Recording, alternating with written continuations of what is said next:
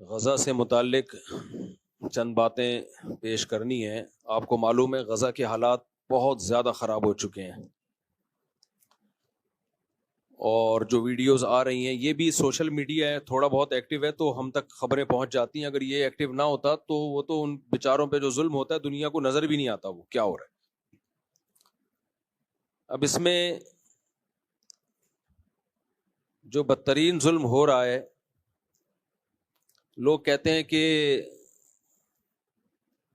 ہم آزاد ہیں اور ہم کچھ کر نہیں پا رہے۔ اصل بات یہ کہ آزاد صرف غزہ کے لوگ ہیں، ہم آزاد نہیں ہیں۔ آزاد اس کو نہیں کہتے کہ آپ کھا رہے ہوں، پی رہے ہوں، گھوم رہے ہوں۔ آزاد اس کو کہتے ہیں کہ آپ کی پالیسیاں آپ کی مرضی کی ہیں یا کسی اور کی مرضی کی ہیں۔ اس وقت ہمارے جتنے بھی حکمران ہیں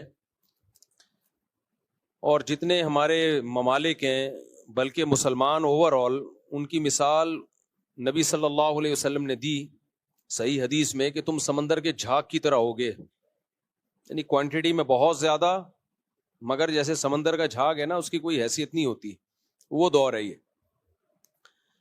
اب ظاہر ہے جو بھی تھوڑا سا بھی درد دل رکھتے ہیں ان کے جذبات ہیں، اور بننے چاہیے جذبات ان ویڈیوز کو دیکھ کے کہ ہم کیا کریں، ہم کیا کریں۔ لوگ علماء سے بھی پوچھتے ہیں کیا کریں۔ حضرت مفتی تقی عثمانی صاحب کا بہت واضح فتویٰ ہے کہ جو جتنے قریب ہے اس پر اتنا ہی جہاد فرض ہے۔ ان میں سب سے پہلے تو ان کے جو قریبی ممالک ہیں وہ، نہیں تو پھر ان کے قریب، اسی طرح سے جہاد فرض عین ہوتا چلا جاتا ہے۔ لیکن انڈیویجولی انسان کیا کرے کہ آپ اکیلے طور پہ کہیں بھی جانے کی کوشش کریں گے، آپ کو بارڈر ہی کراس نہیں کرنے دیا جائے گا۔ آپ کی حکومت آپ کو بارڈر کراس کرنے دے گی، اگلا کنٹری آپ کو پکڑ لے گا۔ تو اس لیے جذبات میں کوئی الٹا سیدھا کام نہ کریں۔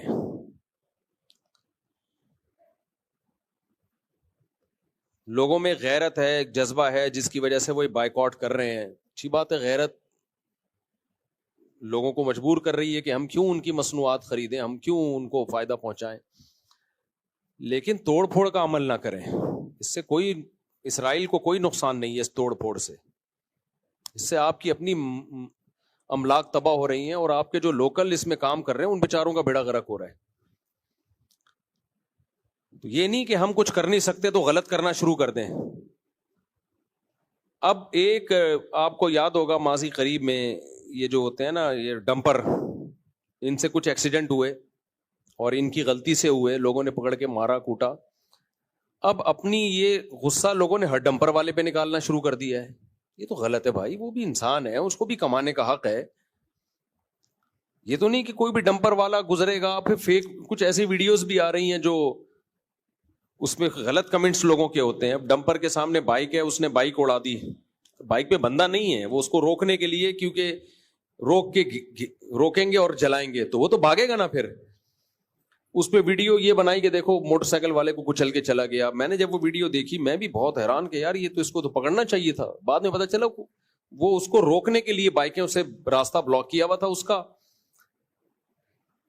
تاکہ اس کو گھیر کے ڈمپر کو جلا دیں۔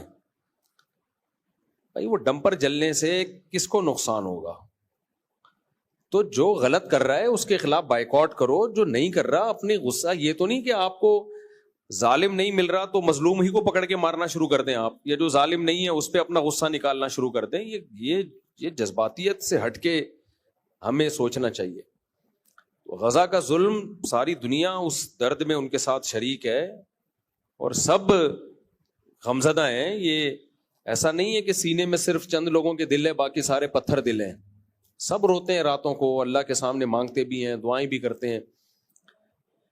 لیکن ہم اگر صحیح نہیں کر سکتے ان کے لیے تو غلط کم از کم نہ کریں، ہم غلط نہ کریں، ہم ان کے لیے ایسا کام نہ کریں جس سے ہم اور برباد ہو جائیں۔ اس وقت اسرائیل کی سازش کیا ہے؟ اسرائیل کی سازش ہے جتنے بھی اسلامی ملک ہیں ان میں جو رہی صحیح طاقت ہے اس کو ختم کیا جائے۔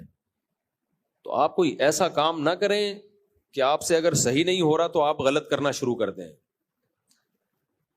میں نے بہت کوشش کی ہے ابھی ماضی قریب میں کہ کسی طرح ہم وہاں تک امداد پہنچائیں۔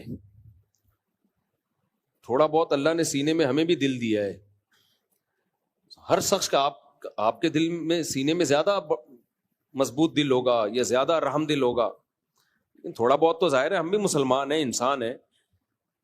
تو میں نے کوشش کی کسی طرح ہم ان تک مدد پہنچائیں. میں تو ایک فاؤنڈیشن بھی بن چکی ہے, میں نے کلپ بھی ریکارڈ کروایا کہ بھائی کچھ نہیں کر سکتے تو جو زخمی ہیں, جو بھوکے ہیں, ان کو کھانا تو کھلائیں. ہم لوگ کہتے ہیں ہم کچھ نہیں کر سکتے تو پیسوں سے تعاون کر لیں ان کے ساتھ. تو میں نے بھیجی ہے بہت, الحمدللہ بہت جتنا ہم سے ہو سکا ہم نے ان کے لیے ان کی مدد بھیجی ہے, جتنا ہم سے ہو سکا. یہ سب لیگل وے میں کام ہوتا ہے, اللیگل کام ہم کر نہیں سکتے. اللیگل کام ایک دفعہ ہوتا ہے, اس کے بعد زندگی بھر کے لیے آپ کچھ بھی نہیں کر سکتے, پھر جیلیں ہو جاتی ہیں اور پابندیاں لگ جاتی ہیں. تو ایسا اللیگل کام آدمی کیسے کرے جو اس کے بعد کسی کام کے قابل ہی نہ رہے. تو لیگل وے میں ہی کام ہم کر سکتے ہیں, اس سے زیادہ ہمارے اندر استطاعت نہیں ہے. باقی دکھ میرے بھائی سب کو ہے, ہمیں بھی ہے, آپ کو بھی ہے, اور ہونا چاہیے. یہ ایمان کا آخری حصہ ہے کہ انسان کو دل میں تکلیف تو ہو. اور ایک بات, ان نا امیدی کی باتوں میں ایک امید کی بات. دیکھو اتنا سا علاقہ ہے اور کیا کچھ ظلم ان کے اوپر ہو رہا ہے, لیکن وہ ڈٹے ہوئے ہیں. میں نے جو جنگی امور کے ماہرین ہیں ان سے سنا ہے کہ کبھی بھی فضائی بمباری کر کے نہ کسی علاقے پہ قبضہ نہیں کیا جا سکتا. فضائی بمباری کر کے ہمیشہ اس کے لیے زمینی فورس چاہیے ہوتی ہے, جو آرمی چاہیے ہوتی ہے جو زمین پہ جائے. تو جہاں زمین کا معاملہ آتا ہے وہاں ان بدبختوں کو شکست ہوتی ہے. زمینی فورس کا جہاں, کیونکہ جو تیار ہے موت کے لیے اس پہ فتح ممکن نہیں ہے, اس کو نہیں فتح کیا جا سکتا.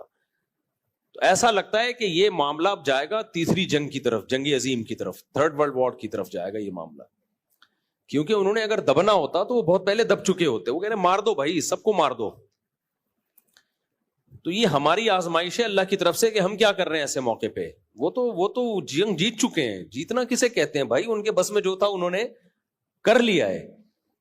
تو کتنی بربریت, اور اسلام دنیا میں بہت تیزی سے پھیلنا بھی شروع ہوا ہے ظلم. اور دیکھو کافروں میں بھی کچھ درد دل رکھتے ہیں, سارے ایک جیسے کافر نہیں ہوتے. ناروے میں, یورپ میں اسلام بہت تیزی سے پھیل رہا ہے. وہ دیکھ رہے ہیں کہ یار یہ اتنی سی ایک جماعت ہے, بڑی بڑی طاقتیں مل کے ان کو قبضہ کرنے کی کوشش کر رہی ہیں, اور کتنے مہینے ہو گئے وہ قبضہ نہیں کر سکے. تمام تر صلاحیتیں جھونک دی انہوں نے وہاں پہ, لیکن ایک بال زمین پہ قبضہ نہیں کر پا رہے ہیں وہ. تو یہ ساری دنیا اندھی نہیں ہے بھائی, دنیا بھی دیکھ رہی ہے. کہ اللہ تعالیٰ ان مظلوموں کی فریاد سنے, ہماری فریاد سنے, اللہ ان کو اس ظلم سے نجات عطا فرمائے. اور قرآن میں اللہ نے یہودی کے بارے میں کہا یسعون فی الارض فسادا, یہ زمین میں فساد مچاتے رہیں گے. یہودی بھی سارے ایک جیسے نہیں ہیں, ان میں بہت سے یہودی بھی نیوٹرل ہیں, وہ نہیں اسرائیل کی ان باتوں کو پسند کرتے. تو ایسا نہیں ہے کہ کوئی بھی یہودی ملے آپ اس کو مارنا کوٹنا شروع کر دو, سارے ایک جیسے نہیں ہیں.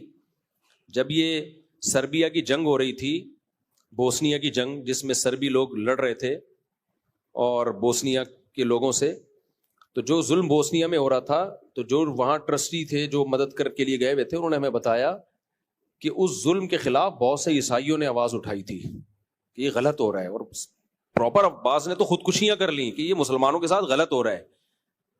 تو اس لیے ایسا نہیں ہے کہ کوئی بھی غیر مسلم ہو یا یہودی ہو آپ اس کو نقصان پہنچانا شروع کر دیں. بہت سارے یہودی اس کے خلاف ہیں, جو صہیونیوں کے خلاف ہیں بہت سارے. ایک مخصوص طبقہ ہے جو دنیا میں ڈکٹیٹر بنا ہوا ہے, دنیا کا باپ بنا ہوا ہے, اور وہ کسی کی نہیں سن رہا. وہ طاقت کے نشے میں ہے, اس نے بڑی بڑی طاقتوں کو اپنے ساتھ ملایا ہوا ہے, اور وہ قرآن کی پیش گوئی پوری ہو رہی ہے کہ یہ زمین میں کیا کریں گے, فساد مچائیں گے. اور ہمارے پاس قرآن کی واضح ہدایات ہیں. قرآن میں اللہ نے کہہ دیا ضربت علیہم الذلہ, ان پر ذلت مسلط کر دی ہم نے. تو کتنی بڑی موٹیویشن ہے ہمارے لیے. اللہ کہہ رہے ہیں میں نے ان بدبخت یہودیوں پہ جو یہ کچھ ظلم کر رہے ہیں, ان پہ ذلت مسلط کر دی ہے قیامت تک کے لیے. سوال پیدا ہوتے ہیں تو بڑے طاقتور ہیں, یہ تو بمباری کیے جا رہے ہیں, کوئی ان کا ہاتھ نہیں روک پا رہا ہے, بے بس ہو چکے ہیں سب لوگ. تو دیکھو مفسرین نے لکھا ہے اور مورخین نے لکھا ہے کہ یہودیوں پہ ہمیشہ کوئی نہ کوئی مسلط رہا ہے جنہوں نے ان کو عبرتناک مزہ چکھایا ہے, عبرتناک سزا دی ہے ان. تو یہ جو وقتی عزت ہے نا, یہ بہت بڑی ذلت کا پیش خیمہ ہے. جب بہت زیادہ کسی کو ذلیل کرنا ہوتا ہے نا, تو اسٹیج پہ لا کے ذلیل کیا جاتا ہے, اس کے گھر میں نہیں مارا جاتا, اس کو لایا جاتا ہے, پبلک میں عزت دی جاتی ہے.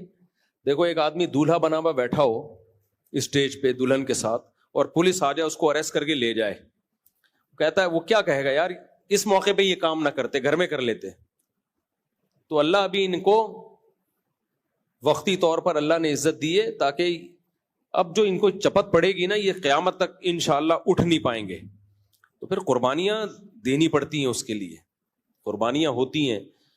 تو اللہ نے قرآن میں کہہ دیا, لا تحسبن اللہ غافلا عما يعمل الظالمون, ظالم لوگ جو کچھ کر رہے ہیں اللہ کو غافل مت سمجھو, وہ دیکھ رہا ہے. تو وہ ہمیں بھی آزما رہا ہے کہ ہم کیا کرتے ہیں اس موقع پہ, اور وہ ہمارے حکمرانوں کو بھی آزما رہا ہے.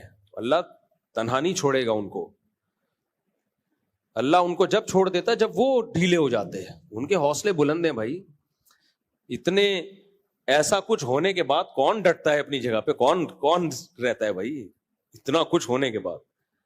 تو خلاصہ میری بات کا یہ نکلا کہ بھائی ہم جو کر سکتے ہیں وہ کریں, جو نہیں کر سکتے وہ, اگر ہم کچھ صحیح نہیں کر سکتے تو غلط نہ کریں, ہم ایسا کام نہ کریں جو جس کا رزلٹ غلط ہو.